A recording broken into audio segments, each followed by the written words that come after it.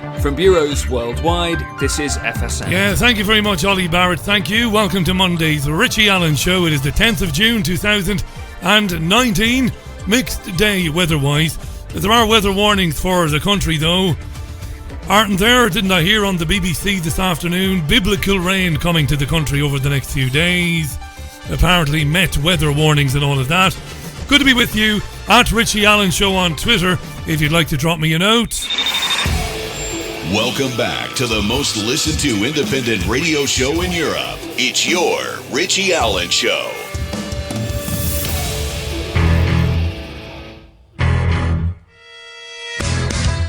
It's the Richie Allen Show.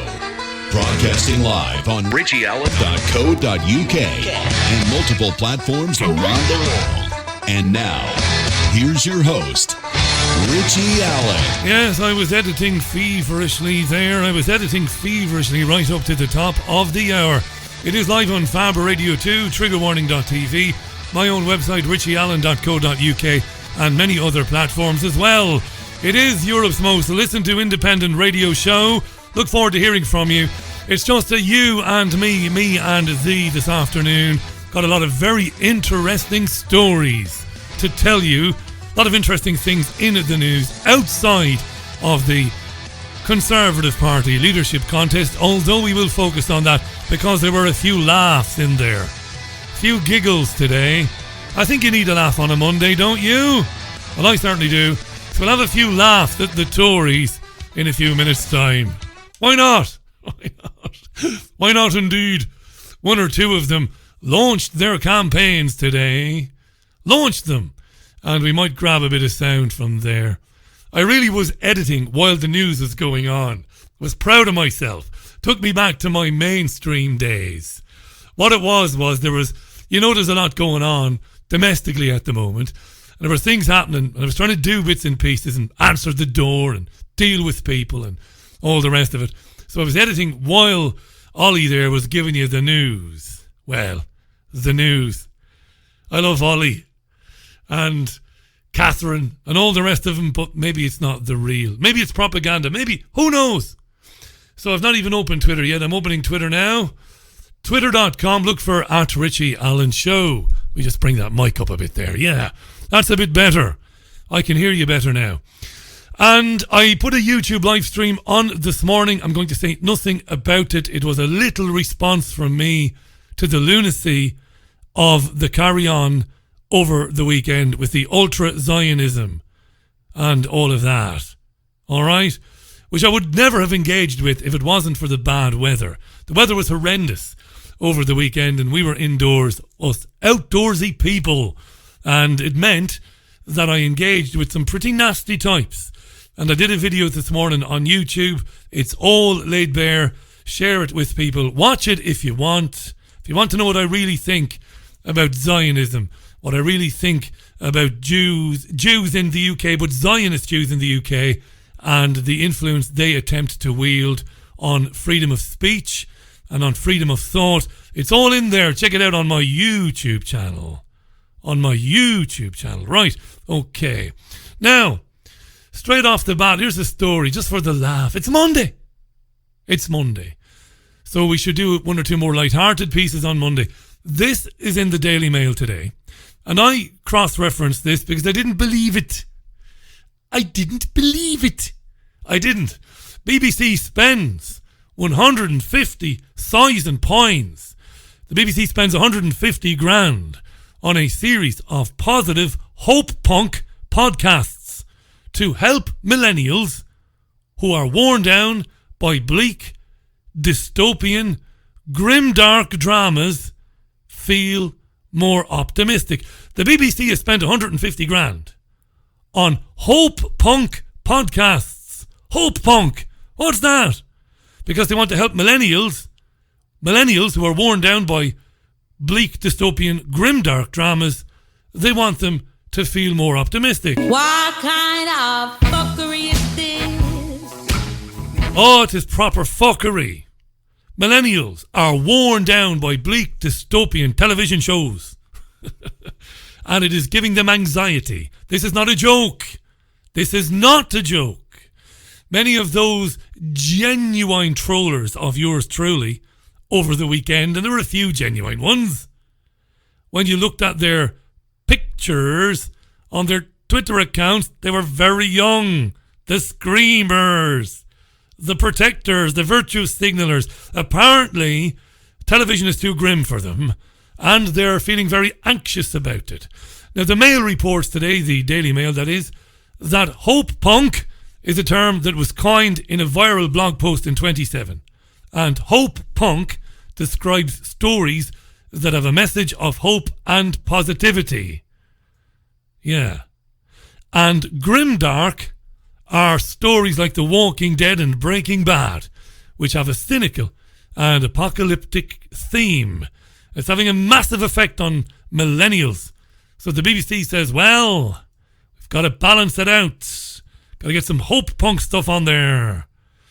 And a guy called Jason Phipps, Phipps, Jason Phipps, who's a commissioning editor for the BBC, wrote, what we want to commission is a big popular podcast drama which is all the hallmarks of the storytelling trend called hope punk. What does hope punk mean? It means we will have detailed, diverse characters who are unafraid to be fighting for something. Unafraid to be fighting for something. Like minorities, like blacks. Like people who can't fight for themselves.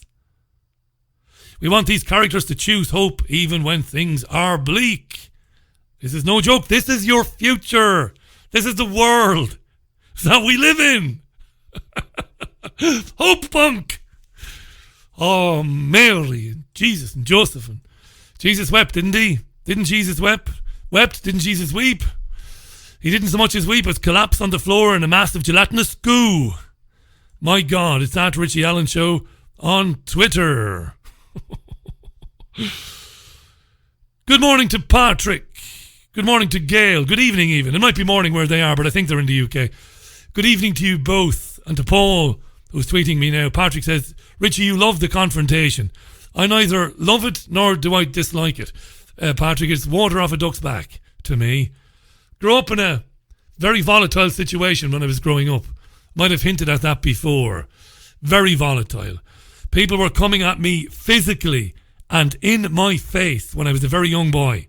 I'm not virtue signaling here. I'm not looking for praise or I'm not looking for adulation. I don't deserve it. But from a very young age, very bad things were happening to me physically. So how I could be in any way put off by somebody using a pseudonym or a handle on Twitter calling me racist is, well, it's quite preposterous. Really is. I'm as tough as old boots, hard as they come. I crap bigger than these people. So no, I don't like it, but I don't dislike it either. I mourn for the times when we could face one another and have a pop at one another over anything. Music, football, sport in general, and politics and feminism and anything. We could have a right pop and we would part company at the bar, have a couple of beers. Those were the days, right? But those hope punk merchants who don't like grim, dark dramas, they have set out or have been programmed to set out to destroy discourse. What we would have for centuries done, toughed it out with one another. Yeah. Murphy over there, yeah, Murphy, yeah. He's a Fianna Fáil supporter. He's an arsehole, Murphy, yeah. Very conservative on certain issues, yeah. But I like him, he's alright. I can argue with him all day, but he's alright. He's a good lad to have a beer with. That's the way it used to be. The BBC licence fee, this is very controversial this afternoon. The BBC will scrap blanket free licences for over 75s. Right? I did a whole programme recently about how difficult society is trying to make it for OAPs. That's old age pensioners or senior citizens. They're going out of their way to make life difficult for them. So they're taking away, this is part of an agenda to convince the millennial post-punk or hope punk. They want the millennial hope punks to blame the old for their ills. You bastards, you're keeping all the jobs. You're not retiring early enough. You're not dying soon enough. It's your fault that we're in trouble, is what millennials think about old people, because they're being conditioned to think that about old people. So the BBC said we won't continue to we will scrap free licences for over 75s. And the reason we're doing this is because of fairness. Fairness. There you go. According to the BBC, around 900,000 households claim pension credit, which is a non-taxable weekly top-up for pensioners. And if you are in receipt of pension credit, you won't get a free television licence. Doesn't matter that the pension credit you get doesn't go further than a half a day, that doesn't go very far at all, and that you're properly broke living off your state pension. No, it doesn't. You're going to pay your licence fee because it's fair. You can't keep bludging your way through life, even though you didn't blag your way through life. You paid and worked for 40 years, got the shitty gold watch, believed all the crap they told you, swallowed all the shit that they sold you, played the game, and all you wanted in return for playing their bullshit game was comfort in your retirement. Well, think again. It's your fault that the millennials have nothing. You old racist bastards, all of you. So there you are. The BBC chairman David Clementi was on a few programmes today. I'm not going to play you any audio from him. And he said that it was a very difficult decision for the BBC. Very tough for us to decide to screw the senior citizens of this country. Very tough. But we did it anyway. So the race to not the White House, the Black House, or the Black Door number 10, is underway now today, with some of the leadership contenders setting their stalls out, setting their pitches out for the media. Jeremy Hunt, Dominic Raab, Michael Gove, Matt Hancock had launches today. This is after two ministers, Brexiteer Penny Mordaunt and Remainer Amber Rudd, announced their backing for Jeremy Hunt, the Foreign Secretary. So Conservative MPs had until 5 o'clock this afternoon to enter the leadership contest.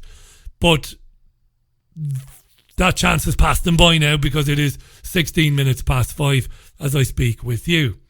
And that's been it all day. There are a few laughs. The Boris Johnson campaign hasn't launched yet in terms of a media launch, but Jeremy Hunt, the Foreign Secretary, and the former Brexit Secretary Dominic Raab, the Karate Kid himself, here's a flavour of what they told the assembled media today. The leadership I offer is based on one simple truth. Without Brexit, there will be no Conservative government and maybe no Conservative party. Whoever delivers Brexit will win the next election for the Conservative Party. But without Brexit, no Conservative Prime Minister can win. So delivering Brexit and winning the next election are not different things, they are the same. And the person most likely to do that is someone who can negotiate a deal that will pass through Parliament. As an entrepreneur and a cabinet minister who has spent his whole life doing negotiations, I am that person. That was Jeremy Hunt there. I'll get you out of the EU. He's lying. Here's Dominic Raab, the Karate Kid, then. The reason I've put myself forward to be Prime Minister at this time is because it hurts me to see our country laid low like this. I want to see this great country get back on its feet and stand tall in the world, not cower before Brussels. We've suffered a loss of nerve. We need new leadership. And that leadership needs to be bold, infused with some of that stubborn optimism. This is a crossroads in our history. Yeah. We're on the cusp of momentous change. Momentous. One thing I know, we can't just keep limping on like this without a clear sense of direction and without a clear sense of purpose. The tired approach that got us into this mess is not going to get us out of it. Yes, Dominic Raab there. Dominic Raab and Jeremy Hunt. Do you want to hear Michael Gove? This is where it gets very amusing. Michael Gove is the Education Secretary. Penfold, squirrely little dude. Tell you what, let's hear his opening remarks. Unedited now. Gotta trust Uncle Richie. This is unedited stuff. I haven't messed around with this. This is Gove beginning his address to his supporters and the media. It's beautiful. Thank you all very much. It does seem a bit odd for me to be appearing on a platform with the name Gove on it. Because I wasn't born Michael Gove. I was born Graham Logan. Graham Logan. Tell you what we'll do. We're going to do this properly. This is so awesome, so beautiful, so emotional, so heartfelt, so full of pathos that we've got to do this the right way. We've got to give it a backing track. And I've chosen one specially for Michael Gove. Thank you all very much. Have I done it right, have I? It does seem a bit odd. Maybe I haven't. Hang on, I said. Before we played the Gove clip, right? I chose an emotional backing track for this because you won't believe your ears. Ladies and gentlemen, the Education Secretary, Michael Gove. Thank you all very much. It does seem a bit odd for me to be appearing on a platform with the name Gove on it. Because I wasn't born Michael Gove. I was born Graham Logan. Graham Logan. 51 years ago, to a mother I never knew. I was taken away from her at birth and spent the next 4 months of my life in care, before I was adopted by my mum and dad, Ernie and Christine Gove. Ernie, the fastest milkman in the West, maybe. I remember my mum telling me about my adoption. Son, she said, you didn't grow under my heart, you grew in it. They gave me love, total, absolute and unstinting. And as a result of their sacrifices, I'm here today. The first member of my family ever to have the chance to go to university, and someone privileged to have worked with 2 great prime ministers in 3 great government departments. And being adopted, I've always remembered one thing: how fragile life can be, how much depends on chance. And that's why I'm in politics, because I want to give every individual the opportunity to succeed. Yes. I don't want to leave their fate or destiny to chance. I believe that every individual has something unique to offer. Go on, son. And I want to give them the chance to be author of their own life story. And in particular, I want to make sure that we give opportunities and a voice to those in our undervalued communities and our overlooked families. What do I mean by that? Well, when I became Shadow Education Secretary in 2007, I had a look at the school league tables. There was one school I saw which I might have gone to if I hadn't been adopted. Well, thank God you didn't end up in that shithole. If I hadn't been adopted. Where out of an entire generation of children in one particular year, only one got the 5 good GCSEs that are a passport to success Only one. in the future. And I thought, what if I'd gone to that school? What if? What would my future have been? What would my chances have turned out to be? And at that point, I vowed, if I ever become Education Secretary, I will make it my mission to make sure that every child has the opportunities I've enjoyed. Every child can fulfill their full potential. Yes! What was that? What was that? That's exactly what he started with. That was it. My God. Schmaltz, says my friend and colleague Jean-Ann Crowley in Cleggan. Wow. Wow. They say, don't they, who's they? The all-knowing they with the capital T-H-E-Y. Don't over-egg the pudding. I can't add anything to that. That was Michael Gove today. addressing the media at the launch of his campaign. Michael Gove, brilliant. Vaudeville, all the world's a stage. What about Andrea Leadsom then? She was on talk radio with Julia Hartley-Brewer, the former leader of the House. Drugs came up because drugs, have you got any, have you? Drugs has been, well, the talking point around this leadership campaign because they're all a bunch of fucking crackheads apparently. Or they like a bit of ganj. One or the other, right? So Andrea Leadsom was on with the Julia Hartley-Brewer of talk radio, who asked her if she believed that anyone who took drugs and broke the law was therefore fit for office. What did Andrea say?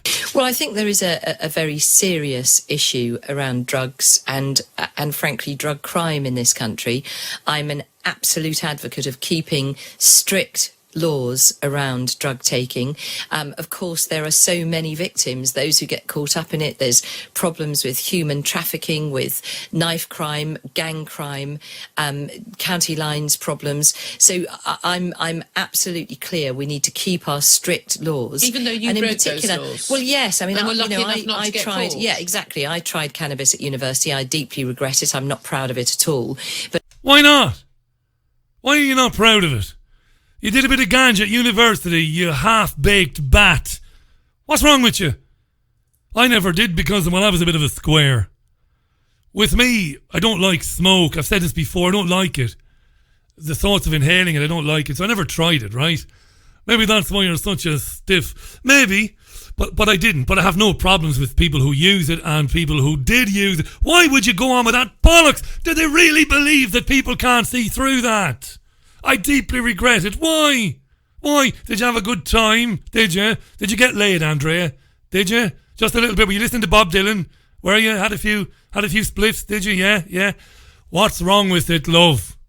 Lunacy. Liars, all of them. But actually, since then, as an adult, I have discovered the very real impact that cannabis taking can have on your mental health in particular, and particularly since cannabis is now very often so much stronger than it was quite a long time ago when I was 19, 20. And so it's a really important issue that young people need to be aware of, that it can seriously damage your mental health. Of course, there is another side to cannabis, which is medicinal cannabis. I do think it's important that we enable people to access it for particularly relief of symptoms when it's under strict medical supervision. So, yeah, I'm not proud of it, and I certainly think we need to stick to our very strict laws. Yes, stick to our very strict laws, eh? Why don't we toss the strict medical supervision and allow people to grow a plant in there? Sorry about not turning off my phone. I told you it was a mad day. Absolute lunatic asylum, this place. All right. Let's see. Let me get rid of that. It's another contractor, would you believe? Yeah. I think I might have turned it down, have I? I have now. My apologies, yeah. Well, you know, allow people, if they want to grow a plant for themselves, as they do in España, where we once dwelled. You can grow a plant, and if you want to use it, you can use it. Strict medical supervision, said Andrea Leadsom. Yeah. Drugs, eh? Hey, on drugs, by the way, do you want to hear a little bit of world-class virtue signalling? And it's really disappointing now. It's very disappointing. There I was yesterday afternoon. You and I had just parted company after Sunday View. We'd gone our separate ways. And I came across an interview on Sky News with Owen Jones, whom I don't believe ever leaves Sky's studios in London. I think they put him in a cupboard and they take him out 2 or 3 times a week when they want a bit of virtue signalling. Owen is a little twerp who writes occasionally for The Guardian and once wrote a book about socialism, a book which I sadly read half of and gave up when I realised there wasn't a single idea in there that was original or that hadn't been taken from one of Jones's social democratic heroes. Dreadful stuff. But anyway, he was on talking about Michael Gove and drugs because Michael Gove said he did a bit of Charlie. And people are properly pissed off because Gove was doing a bit of Charlie while he was responsible for, well, stopping people taking Charlie and other such things, okay? And hypocrisy is, well, it's not a good thing. And I understand why people are properly pissed off about Gove. And Owen Jones was talking about this. And what's really, really annoying is, for a time, just for a minute, Jones sounds rational and he sounds reasonable while talking about Michael Gove. He does well. Listen to Owen Jones, he does well. But at some point in his little monologue, he sees an opportunity to virtue signal and he hits the jackpot, and it's a real shame. This is Owen Jones on Sky. But the hypocrisy of people like Michael Gove, who not only support policies which destroy the lives of other people for doing the exact same thing, but actually impose them. Michael Gove himself imposed a lifetime ban on teachers who took cocaine. And he's also a man, of course, who wrote articles when he was a journalist condemning the use of drugs and supporting the disastrous failure of the war on drugs. We have a situation. Good stuff, isn't it now? He's doing well, the boy Jones. This is rational, this is lucid, and it's well thought out. He said that teachers must never teach if they could be shown to have taken cocaine. He was a supporter of the ridiculous war on drugs, and we know why the war on drugs is ridiculous. You and I do. Most people don't. Right? He's doing well, Owen Jones here. This is good. This is good commentary. But he can't help himself. He just can't help himself, can the boy? Situation where if you are a privileged white politician in power and with influence, then you can dismiss taking drugs as almost hijinks, as a youthful indiscretion, that he wasn't that young at the time, as just a bit of a joke or one of those things. He's allowed a life before politics, all that kind of stuff. Whilst the young black people in Hackney can be stopped and searched, found with drugs, and then have life-changing consequences, criminalised, struggling to find work, and indeed, if, for example, someone aspired to be a teacher, could have their career destroyed because of Michael Gove's policy. So I think if we're going to have a rational response to this, we should condemn the fact that if you are at the top of society and with power, you can take drugs and get away with it. But for so many other people, particularly disproportionately poorer and black people, then they are likely to have often their lives destroyed as a consequence. What a little toad! What a little toad! He was doing so well, but then he had to play the victim card. He had to portray blacks as victims, minorities as victims, mythomania. His lot in life is to represent these people and signal to the herd, the progressives, look, I got a mention for poor black people. Leave it alone. You were doing so well talking about Michael Gove's hypocrisy around teachers while he himself was using cocaine regularly. What an arsehole Owen Jones is. We'll take a very quick musical interlude, I think. Have we time for that? We might have. When we come back, we'll go into a slightly different direction. We'll take a slightly different direction. The LGBT teaching and the protests outside Anderton Park Primary School in Birmingham. A judgment was made of sorts in the High Court about this today, and I'll tell you about that in a minute, and we'll hear from one or two people as well. It is the Richie Allen Show for Monday, June 10th, 2019. My name is Richie Allen. We are live on Faber Radio 2, triggerwarning.tv, TuneIn Radio, and of course, my website, richieallen.co.uk. Alright, so here's Dire Straits and The Walk of Life. When I come back, I'll read your Twitter comments, there's plenty of them, and we'll then talk about LGBT teaching. How about that, eh? Keep the comments coming in at Richie Allen Show. Love this format. Nice to be chatting with you about the news. Monday's show, back in a minute. Love this tune too. Yeah, the sound of the sensational city of Salford. This is the Richie Allen Show, live on Fab Radio and the rest. Good to be with you. 24 minutes to the top of the hour. Hi to Laurie Hatfield on Twitter. How you doing, Laurie? I'm glad you find it amusing. Nothing funny about any of it. Nothing. Hi to Murray as well, and to Petran. Lots of tweets coming in. Hi to Darlene. Don't pay the licence fee, says Darlene. If everybody refused to pay, the fee would have to go away. Could have put that to music as well. Hi to Cave Hillbilly. Hi to Strong and Cable at Lying Timmy. How you doing, Timmy? How you doing, Rich, as well? Man, Owen, you are a mental twit. Owen Jones is not that stupid. He's just not courageous. And it's not his fault either.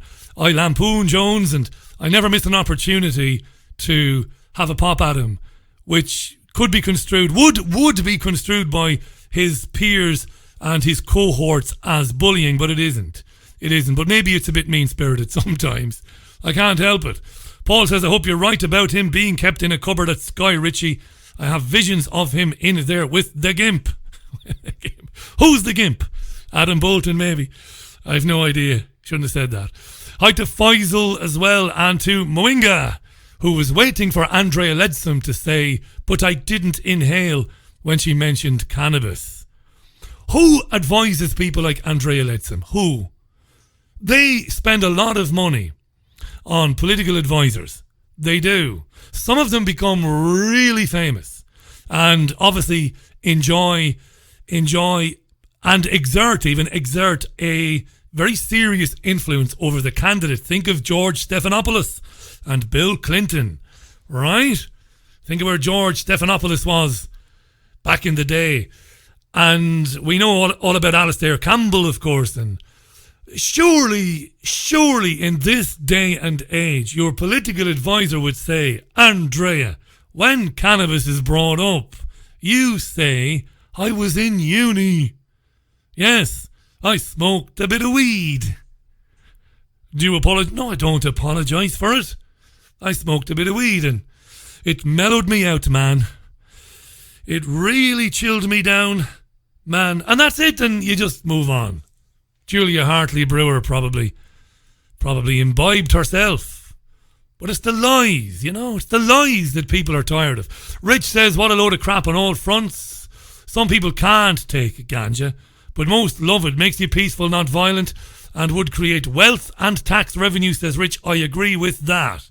But I know some of my listeners, including Dean, by the way, how you doing, Dean, totally disagrees with my stance on what's it called, skunk. I think that skunk drives people, it takes them to a different place than cannabis. But that's just my, but the caveat is, I don't really know what I'm talking about. You've got to always admit that, don't you? Hi to Sarash. Hi to James Crode. How you doing, James? Thanks for listening. Hi to Sue, Starlighter lady. Nice to hear from you, Sue. Get rid of the telly, says Sue. I promise you'll never look back. But there's some good drama on telly at the moment, Sue. My old pal, Jean-Anne Crowley, has been blogging on Facebook. I do, once in a blue moon, have a look at my Facebook page, even though it's run by somebody else. Jean-Anne, my Richie Allen Show Facebook page, she's been talking about Black Mirror, which is back on the telly, on Netflix. 3 episodes. I enjoyed 2 of them. One, not too thrilled about, but a brilliant kind of look at where we might be going with our reliance on technology as it becomes more invasive, as it becomes more internalized, chips and all of that, and our mind. Very, very good stuff. And it's Charlie, what's the guy's name? What's wrong with me today? Who wrote Black Mirror? What's his name? I'll know if you're awake now because you'll tweet it to me, right? But anyway, it's good. It's good stuff. Right, it is 19 and a half minutes to the top of the hour. So let's talk about this then. A High Court judge said today that the protests against the teaching of LGBT relationships probably strayed into harassing, alarming, and distressing conduct. Now, that doesn't sound very much like a legal opinion to me. That's not legalese, is it? That's the judge who's sitting on the fence to such a degree that, well, it's not a comfortable place to be. He said the protests are probably straying into harassing, alarming and distressing conduct. This is about Anderton Park Primary School in Birmingham. And there will be a trial. There will be a trial which will determine whether those protests can continue to go ahead at Anderton Park Primary School. So there will be a trial to determine this. And the High Court Judge, Justice Warby, quashed an original injunction keeping protesters from the school and imposed a new one, a similar one, until the trial. So, They can't stand outside Anderson Park Primary School and protest for the time being until the trial. This is a very, very serious issue, I think. It really is. Parents were gathering at the school, as you know, because they believe their children are too young. Excuse me there for that. Their children were too young to learn about LGBT relationships. So a very short time ago, and this is why I was editing feverishly up until the news there last hour, Kay Burley, Sky's Ginger Ninja, interviewed Dr. Salman Butt. Now, he's the chief editor of Islamic 21. She asked him, was he disappointed with the judge imposing a new order banning the protests until the trial? Dr. Butt, are you disappointed? I'm not very disappointed because I welcome a full trial to take place in the coming weeks. Hopefully, I think that would be better for all parties involved. But in the meantime, the protests should stop. Well, I mean, it has to be said that the majority of schools in the area, the vast majority, something in the order of 20 plus schools in the area, they've actually had no issues, really, with no protests, nothing like that. It's just been this one school which has refused to consult the parents, according to the parents, in any meaningful way. So the parents have made their point and they're going to continue to try and make their point however they can, but it must be clarified that the parents aren't the ones making this thing an exception here. The vast majority of schools in the area have, I've been told, acted maturely, consulted the parents, as is their legal right under the law, apart from this school, unfortunately. And this is why there's a lot of bad blood between parents and some teachers. So you think that the school's breaking the law? This is the accusation the parents have levelled against them, and luckily in a legal trial or a case coming in the coming weeks, it tends to be more black and white on the actual facts rather than a lot of the misinformation and kind of ideological smears levelled from both sides. Okay. Yeah, good man. He's very moderate, this guy. Ideological smears being levelled at one another from both sides. I look forward to the trial because we'll get it in black and white. He's good. I meant to say this before the piece. Please observe the tone of voice that Kay Burley is using. This is very important. You know, I love talking about how the media works, how it works to manipulate people subconsciously, how it engages the subconscious of its audience so that people begin to feel things, not only about the information being discussed, but they begin to feel things about the interviewees. Burley's attitude stinks, and it's a shame that this, today anyway, it's a shame that it's radio and you can't see Burley's facial expression. She knows that this man, Dr. Salman Butt, is on the telly, on the big screen in the studio, and the viewers can see him, but he can't see what she can see. She can see the cameras and she can really see the audience. She can't see the audience, but she can look directly down the camera. And that's what Burley does. So she puts a kind of an austere expression on her face. She lowers the tone of her voice to signal that she wouldn't scrape this guy off of her shoe. This is how the media operates. This guy is well aware of it, and it's very good. So he's been very moderate here. Yeah, let's find out. The parents say the school is breaking the law. They reckon legislation actually protects them as parents. There are ideological smears on both sides, he says. Good man, that's the truth. You know, there are some people saying nasty things about gays and lesbians as well, let's be honest about it. But he said, let's wait and see where it goes in the trial. Right, that's where we are. Levelled from both sides. Okay, so my understanding is that the school, the government decides on a curriculum, not parents. The law states that the government decides the national curriculum, but it explicitly states that for sexual relationship education and sensitive issues, two things, age appropriateness and the philosophical convictions of the parents have to be taken into account. Very important.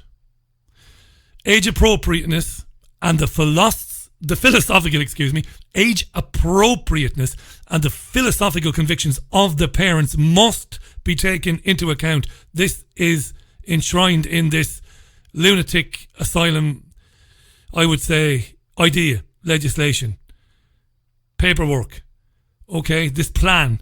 So they've got to do that. Age appropriateness, take into account the philosophical convictions of the parents. Remember, they're getting 4-year-olds to talk about this stuff. Very good by this guy, Dr. Salman Butt. And the parents have been arguing that the school has not been doing this. That's their accusation, that the school has been acting unlawfully in that regard. And what is it in relation to this little booklet that is so offensive to parents? Awful Burley, isn't she? Awful, but anyway. The parents I've spoken to, they don't really seem to be particularly offended. That was editorialising in the extreme, by the way. This little booklet, this little harmless thing, what's offensive to parents? Offended about a particular booklet or not. It's particular philosophical convictions of some teachers being, as they regard, proselytized or indoctrinated onto their children without proper consultation. So they don't have any issue with, teaching facts or teaching science. They have issues with certain philosophical convictions about what is an appropriate and inappropriate, way of life, or things like sexuality and gender. They take issue with that. So kids coming home and saying, "Mummy, I think I might be a boy trapped inside a girl's body," or the other way around. That's what parents have been really upset by. Have there been specific cases of that happening? Yes, that's exactly what the parents have been protesting about. Yeah. Again, the tone of voice of Burley. Looking at the camera, I wish you could see it. It's almost like watching The Naked Gun or the makers of Airplane do live news. It really is. If you didn't know any better, if you showed Burley and her conduct as an interviewer to, I don't know, people who used to watch the news in the 1970s, they would think it was a parody. The Carry On. Don't you think? What's wrong with it? And then looking at the camera. It's absolutely maddening. But anyway. Protesting about. The actual booklets that you use, that's more of a secondary concern for the parents. Their real concern is the way that certain things are being taught, such as transgender kind of ideas and ideas about what is an appropriate and inappropriate type of relationship, what is okay and what is not okay. These things they believe are transgressions from facts into values, into what is okay, what is morally right and morally wrong. They say that parents should be the primary givers of moral and philosophical convictions and religious beliefs, not teachers. And parents should be the primary givers of moral and philosophical teaching or beliefs, not teachers.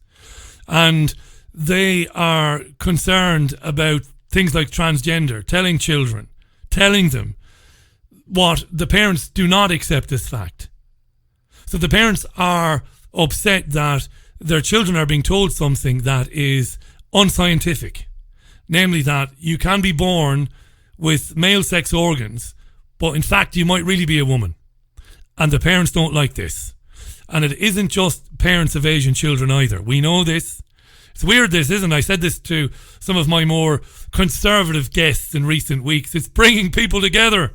The Christian right and the Islamic conservative right, if there is such a thing, coming together as one. The enemy of mine enemy is my friend. And the enemy here is the dystopian madness, this dystopian world that the state and its apparatuses are creating. So they're all coming together going, hang on a second now, this is weird. We can't allow this. Surely we've got to intervene. They cannot be doing this stuff with our 4 and 5 year old children. Good. And teachers should only do so on behalf of parents. What age are we talking about? Pardon? What age are we talking about? Burley really is vile. So this is there's different programs. The Antisemitism, and he's brilliant. This guy. In rolling these out from year one, if I'm not mistaken, and it's less about the exact material that's being taught and more about what the parents are. I don't know what year one is. Tell me what year one is. Burley's a liar. She has a son. Burley's a liar. She knows that year one means 4 or 5 years old. This again is how the media operates. Nasty voice with the sarcastic tone, nod to the camera. You know damn well what year one is. He's talking about children who have just entered school. 5 years old. Okay, so 5-year-olds are coming home and saying, I don't know if I'm a little girl or a little boy, Mummy, because of what teachers said at school? That's what some parents have told me, yes. They have a public statement that should be available online. You can search their position statement, because there's been a lot of misinformation about what the parents are actually protesting. So this should hopefully clear it up. We're going to be publishing it on Islam 21C as well. Okay. And these little 5-year-olds upwards, one wonders what they feel about these protesters outside of the school as they go in and out of school every day. This is rubbish by Burley now. This is rubbish. Not getting anywhere with the guy, not being able to rile him, not being able to paint him as homophobic. Let's start having a go at the protesters and insert into the narrative the notion that they might be bad parents because the protests themselves might be negatively impacting on the children. This is just beautiful. School every day. I agree, it's not ideal at all, but I disagree with the way that many people have been painting out the protesters as being at fault here. This is a two-way street. They're arguing that they haven't been given their legal rights given to them by the UK law and many other international conventions. But you feel that it's okay for people to shout and wave placards at kids as they're walking in and out of school? Disgraceful conduct by Burley again. You know, no first-year journalism student would ask a question like that of a guest. You think it's okay for them to be shouting at children and waving placards? Nobody's shouting at children. Who's been shouting at children? They're standing there, chanting like most protesters do, but it's about their rights as parents. That's what they've been doing. No, I don't think it's appropriate to do it at kids, but from what I've seen of the protests and the copious number of videos and stuff online, they appear to be very peaceful and genuinely concerned, and it's a last resort that they've had to take to protest. Good man. That was Dr. Salman Butt, and having gotten nowhere with him, Burley then started sneering at him even more about the protests disturbing the children before she abruptly terminated the interview. Disturbing the children. I think the classes might be disturbing the minds of children. I think that's even what they were designed to do. Little bit of US news now. Former US Secretary of State and opponent of George W. Bush in 2004, John Kerry, won't be running for the presidency, apparently. He was speaking with Sky's Stephen Murphy, and they got straight into climate change, which is going to kill us all, and really soon, apparently. I'm angry at the fact that we are not doing what we know we have to do to deal with climate change. I think everybody should be a little bit angry that politicians aren't getting the job done on climate change, period. We have facts being called fake news. We have facts being doubted when they come from scientists, but people who know nothing about it offering cockamamie theories like the earth is flat. Cockamamie. He's now juxtaposing people who think the earth even is flat with people who don't believe that we're all going to be under 25 feet of water in 50 years. John Kerry. A lot of money in this climate change nonsense. A lot of money in it. A lot of donations. A lot of lovely cushy jobs on boards where you only have to turn up twice a year. Just got to keep pushing the narrative, telling the lies. Climate change is real. And use words like cockamamie. Cockamamie. And this is a Chinese hoax, literally. A Chinese hoax? Speaking of fake news, you mentioned in your speech that you have public leaders now who don't just avoid the truth, they alter the truth. Is that a dig at the current US administration? Was he having a dig at Trump? Well, people can interpret it the way they want. I think anybody, anywhere, I mean, Russian propaganda does that. Authoritarian but maybe you can states clarify do that. for us. Was that a reference to the current US leader? I think anybody who knows what's happening in America understands that facts are being altered, that the truth has not been told with respect to climate change by this administration. It's not just about jobs or economy. You said the decision to come out of Paris would actually cost lives. What does? The decision to get out of Paris contributes to the slow response to climate change. And the slow response to climate change is seeing greater intensity to storms because of the rise of heat, the rise of moisture going up in the atmosphere, bigger rainfall. I think, I'm pretty sure that heat and moisture has always risen into the atmosphere. Now, I wasn't very good at science, at sciencey type subjects in school. I wasn't the best. I wasn't the Mae West. But hasn't moisture always been absorbed into the atmosphere, hasn't it? And Kerry is saying that more and more moisture is going up there, and we're having more rainfall. What is this? Rainfall. As a result, more growth in places that there wasn't growth. Then what growth? What's he talking about? You have an enormous fire. Well, I was giving the fires. Right. The fires. And the fires have got nothing to do with geoengineering at all. Giving thought at the time when Joe Biden had not made up his mind, and I wasn't, as I said then. Yeah, he goes on to say he's not running for president. John Kerry there shilling for the climate change hoaxers, I should say. Paul says, I'd love to put aviation aficionado John Kerry and the Extinction Rebellion mob in the same room and see what they have to agree on. I reckon John Kerry... No, I won't say it. But I reckon this Swedish girl, Greta Thunberg, must at this stage have dialed or programmed into her mobile phone, must have the numbers of people like John Kerry, I would imagine. That was John Kerry speaking with Sky News today. And he really did say that. He said more and more moisture and heat is being absorbed into the atmosphere from the ground.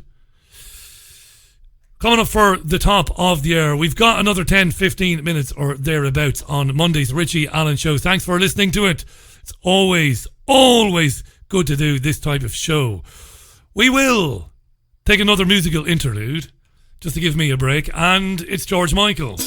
And when we come back, we're going to talk about people blaming everybody. We're going to talk about the tendency for people to blame the world for their own problems. Yeah, I love the fact that George Michael didn't leave any of his vast fortune to any of his long-term lovers. I'm very mean-spirited like that, me. He didn't leave any of the money to any of his lovers, did he? I think he left it all to Elton John's cat, I think, or something bizarre like that anyway. That's fake news. It is coming up for 6:02. Let's have a check-in with FSN. Yeah, let's do that. Let's have a check-in with FSN, see what the latest headlines are. And when we come back, one or two more stories to do on Monday's Richie Allen Show. Over to FSN and Ollie Barrett. From Feature Story News in London, I'm Ollie Barrett. 6 of 7 men accused of the rape, torture and murder of an 8-year-old Muslim girl in Indian-administered Kashmir have been found guilty. Hong Kong says it won't drop a plan to allow extradition to mainland China despite huge protests. The UK and South Korea have signed a preliminary post-Brexit trade deal, and Russian journalists are uniting in support of an independent reporter who was arrested on Friday. Thanks, Ollie. It is the Richie Allen Show for Monday, June 10th, 2019. You are listening to Richie Allen himself. Fab Radio 2, triggerwarning.tv and TuneIn Radio. Lots of comments coming in on various subjects today. We'll read some more tweets in a couple of minutes' time. We'll talk in a second about how people are being conditioned, and have been for some time, to not ever take responsibility for their own actions and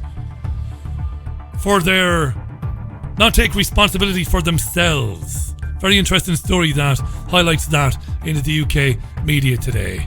Let's move on. The Richie Allen Show relies on your support. Go to richieallen.co.uk and set up a monthly donation today. Thanks for the tweets. Hi to Tiger Johnson.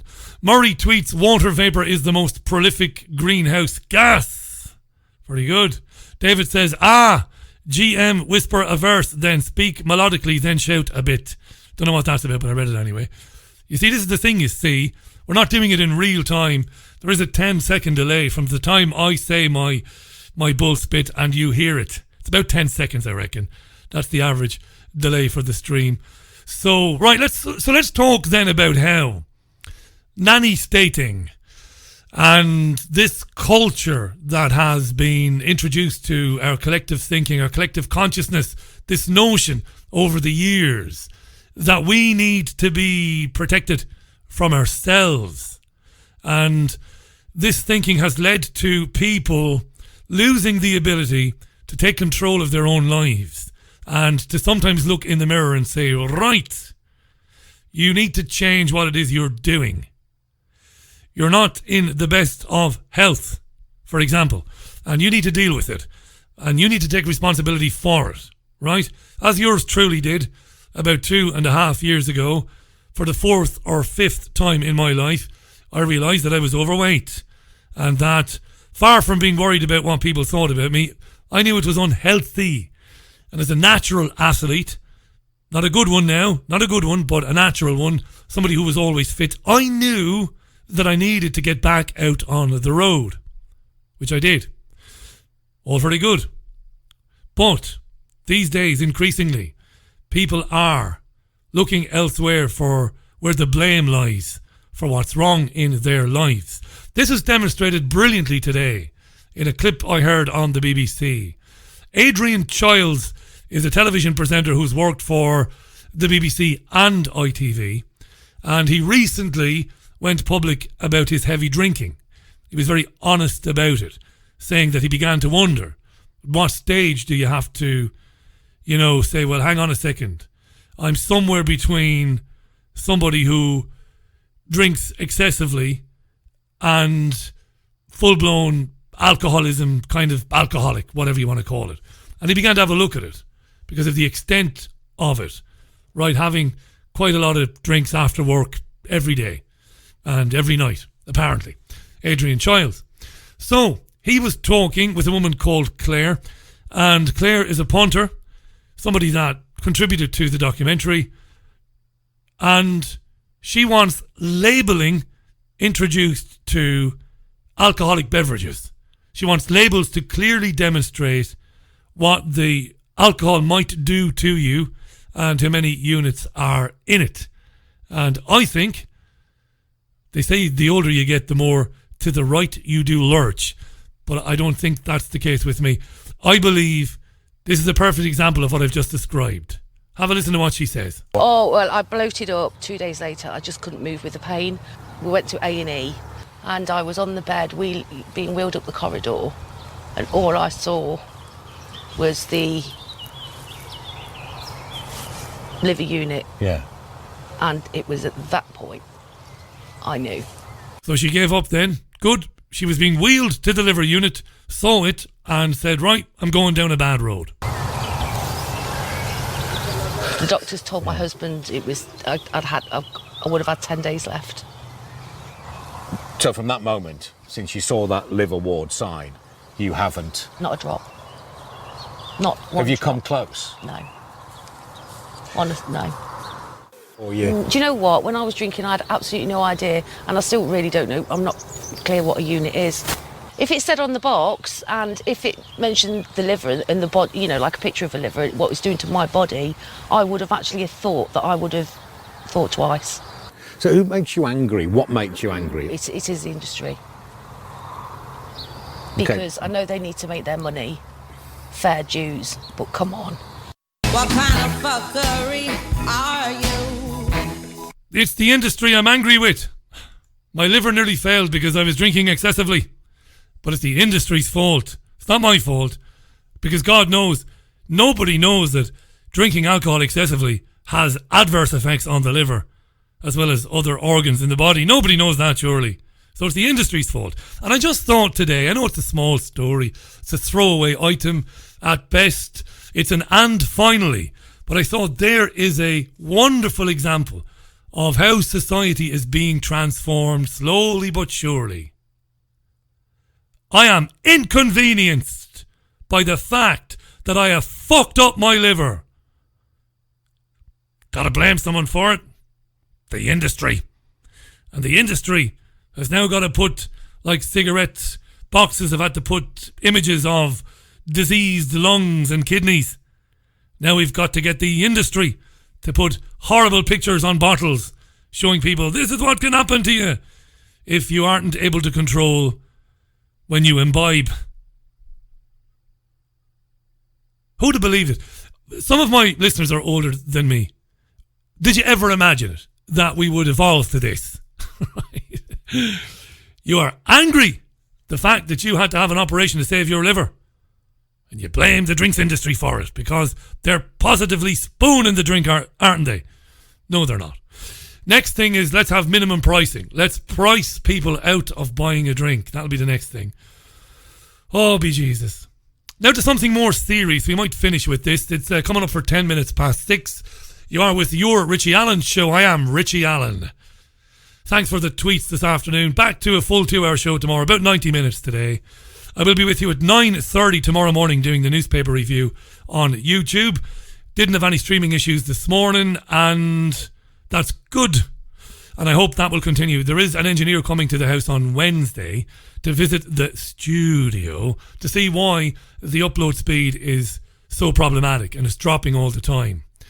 Some of my more cynical listeners blame third parties for that. It's not true. I'd love it to be true. I'd love it to be true. Wouldn't it be wonderful if what you were doing was making that much of a difference, that somebody tried to stop you from broadcasting? That's not the case. There are other people in the independent media who tell lies about being attacked by the deep state.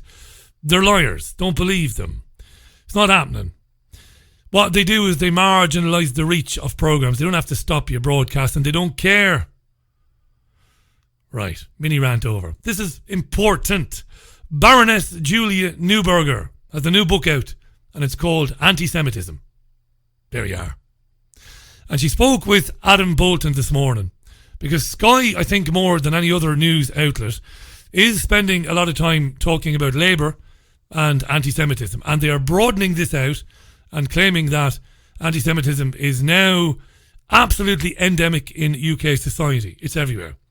So Adam Bolton, speaking with Baroness Neuberger, who is a Zionist and is a rabbi, by the way. She's a rabbi.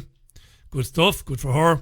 She has this book out called Antisemitism, and he asked her, what is anti-Semitism? Because people kept saying to me, you know, what is this anti-Semitism? Is it just about Israel or is it something different?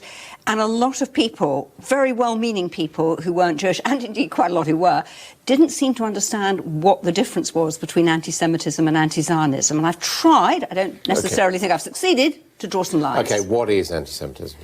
What anti-Semitism is an irrational hatred of Jews for whatever reason. I think the problem about it is it used to be a religious thing. Jews were Christ killers, whatever. It was a Christian thing particularly. It's morphed into a racial thing with the idea that Jews are a distinct race, which we're not. What was that? Problem about it is it used to be a religious thing. Jews were Christ killers, whatever. It was a Christian thing particularly. It's morphed into a racial thing with the idea that Jews are a distinct race, which we're not. Which we're not. And that's something that has come up quite a bit on this programme. They're not a race. Of course not. Never were. This is true. So it's an irrational hatred of Jews. It used to be based on the old Christian libel that the Jews killed Jesus, because it's all in the Bible. But now it's morphed into something else. But Jews are not a race. What's interesting is she's older. She's an older woman.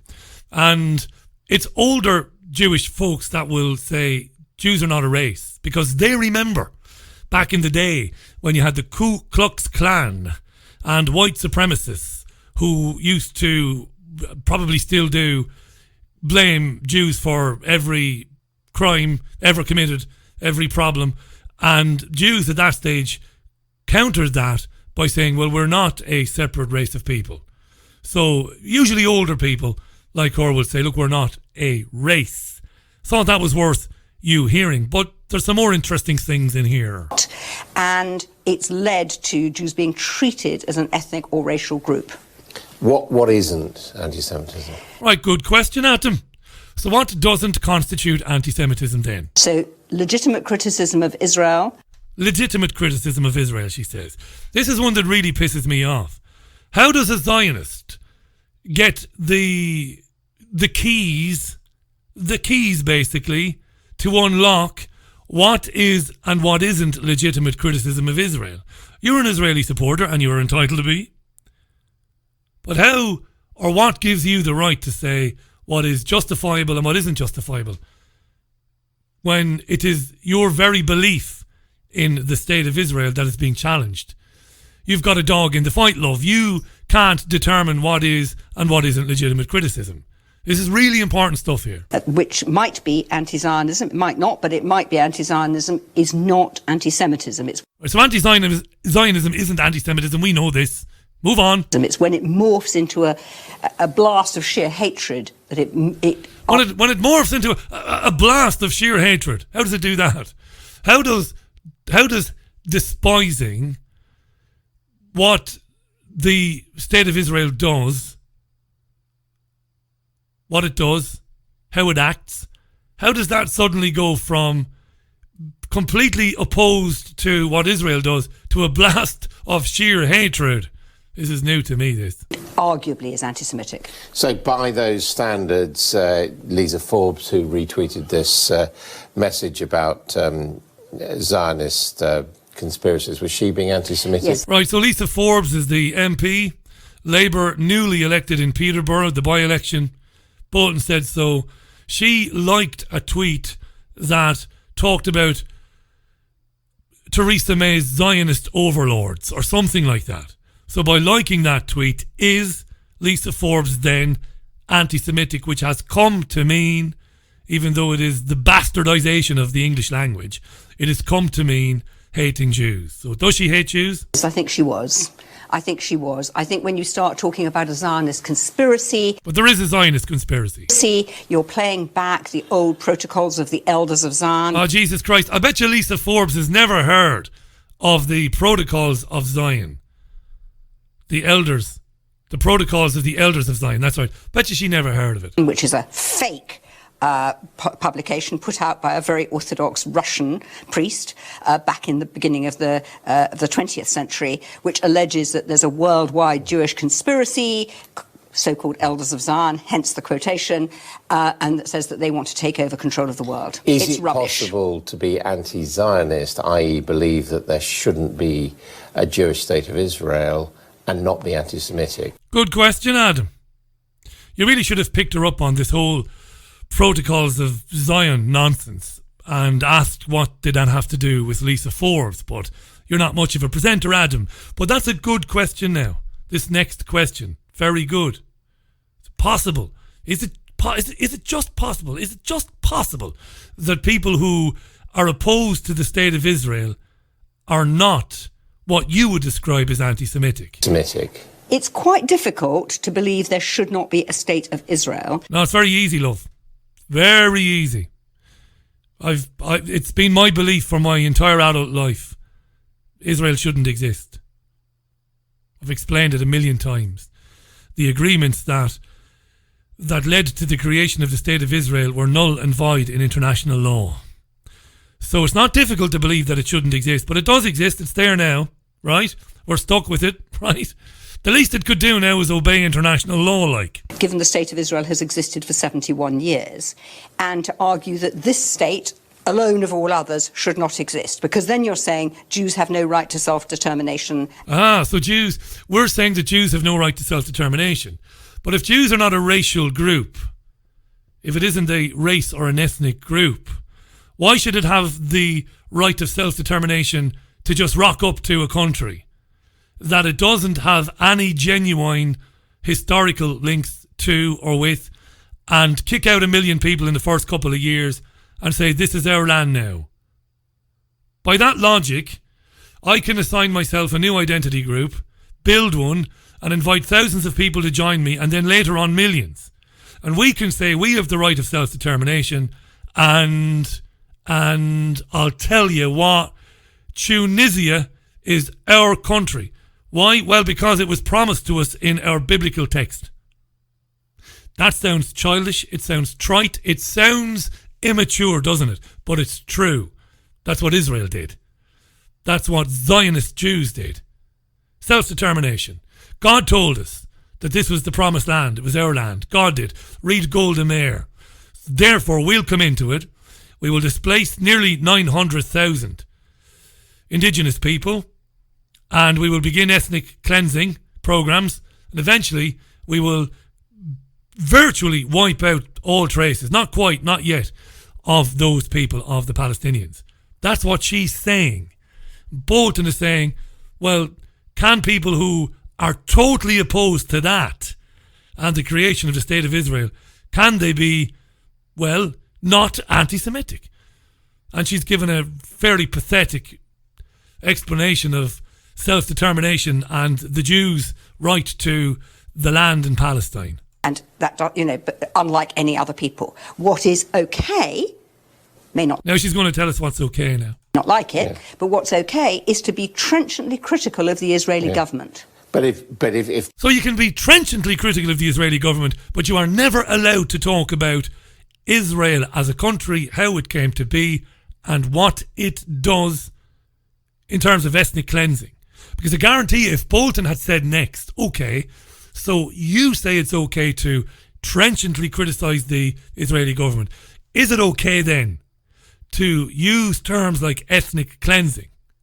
Is it okay then to use terms like concentration camp in Gaza? And the Baroness, God love her, would have said no, because under the IHRA definition of what anti-Semitism is, you can't say stuff like that.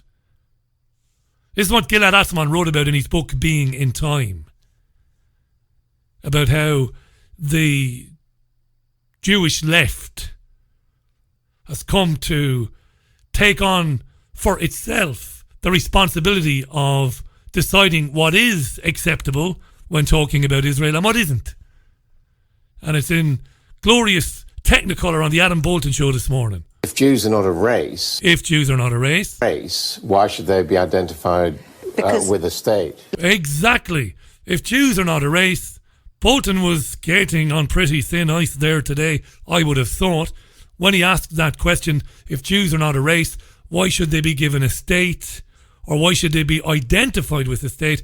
I would imagine there were collective intakes of breath in the gallery. Oh, have no doubt about it. Good question, Adam Bolton. I could almost like you. Like Muslims, Jews regard themselves as a people with interconnection. Well, hang on a second. Jews regard themselves as people. But you said a minute ago they're not a race. So you can't regard yourselves as people. You are a cultural group. It is a religious philosophy. And because so many people come together to observe and to practice the religious philosophy, shared cultural values and idiosyncrasies are a given. You will begin to adopt within the group certain cultural norms, right? I would have said, but you're not a people. You're not a people, you're a group. No more than Manchester United supporters are a people or Liverpool. I know that's a pretty ridiculous analogy, but you get where I'm going with it. So you can't say that. You can't have your cake and eat it. Good question by Bolton. If you're not a race, why can you be identified with a state? She's not given a good answer. Or with interconnections. I mean, I'm not... Interconnections. Like, particularly strongly ethnically connected to Jews who come originally from North Africa. But you couldn't be ethnically connected to Jews who come from North Africa. Jews are mostly white people, and some blacks, who believe in the fairy godfather. We've said this 1,000 times. Because my background is very German. I should think I'm much more like most of the German population. I hope you're not, love. I think that's quite important when you actually look at who we really are. But in the sense of being a people and wanting a state of our own, once that state has existed for 71 years, I think it's hard to say it shouldn't exist. Not really. That was Baroness Neuberger on the Adam Bolton Show today. And that more or less rounds up the Richie Allen Show for Monday. Thanks for listening today. You know, I love it and I appreciate it. If you can support the Richie Allen Show, go to my website, richieallen.co.uk, and please make a recurring donation through the bank account or through the PayPal. If you can't and you don't have the means, pay no attention to that appeal. I mean that sincerely as well. Hi to Patricia in Switzerland. How you doing, Patricia? Hi to Hubertes and everybody else listening to the programme today. So that's about it for today's programme then. Back tomorrow with guests, and for the rest of the week, of course, on Wednesday and on Thursday. And tomorrow at 9:30, I will be on my YouTube channel, where I will be browsing the UK's newspapers. And the final word, because I did mention it at the very top of the programme, but I do want to mention it again, because of the carry on Twitter over the weekend, which I know disturbed some of my listeners. And to those who sent me messages and were worried about my emotional state when you saw the piling on, I really appreciate that. It really did touch me. And I want you to know that. It's not me trying to be the tough guy with the tough exterior. That is genuine, but I understand you don't know that, and I understand that you were genuinely concerned that it might have been grinding me down on Twitter over the weekend. No, it didn't, and it couldn't ever. Nobody could ever say anything that could ever hurt me or distress me. Why? Because of what I said time and time again, what we should teach children, particularly children who are using the internet. Somebody says something to you or calls you a name, or, you know, comes at you with more than one person and attempts to insult you or belittle you. Those people can't possibly have any impact on you. Once you realise that, you're not connected to them in any way. They don't know anything about you. They've never met you. They have no interest in you, you've no interest in them, and therefore what they say couldn't possibly put you or somebody like me into a state of distress or anxiety. And I know one or two listeners were really worried about that and were reporting stuff to Twitter. Don't report it. Don't waste your breath. You know, I've had the great fortune over the years to meet some really smart men and women. And one of the best bits of advice I ever got when I started in radio many years ago was, Richie, don't pay any attention to the haters, and equally thank the sycophants and thank those who offer you praise and encouragement, but don't get carried away with that either. Take both with a pinch of salt. At any time I want, I can turn off Twitter. I found it very amusing what was going on over the weekend. And, you know, due to the bad weather and us not being able to get out, I engaged for the best part of Saturday and Sunday with some of these people, fleshing them out, seeing who they are, you know. And none of it is surprising to me because we've talked a lot about it in the past. This is a brave new world now, where public discourse is only conducted on Twitter, where nobody gets to express themselves properly because of the 240 character limit and because of the piling in by sock accounts and by trolls and all the rest of it. So thanks for the concern, but I've faced real world assaults on my character, physically and psychologically, for a long time, and came out the other side of it clean and free. Nobody online is ever going to insult me or ever worry me or get me down or make me upset, and you have to understand that, so don't worry about it, alright? And take my advice, listen to me. Take the advice of the great Sir Matt Busby, great Scotsman, great Scot who managed Manchester United, who used to say to Alex Ferguson in 1989, when Ferguson was crying about the adverse press that was being pushed under his door every day, the newspapers calling for his head, Sir Matt Busby said, the great Sir Matt Busby said, I wish I could do a Scottish accent. He said, Alec, why the fuck do you read them? Why do you read them? That was the Richie Allen Show. You and I will do it all again tomorrow, Tuesday at 5. Before that, though, we'll do the papers tomorrow at 9:30. Bye for now. Look after yourselves.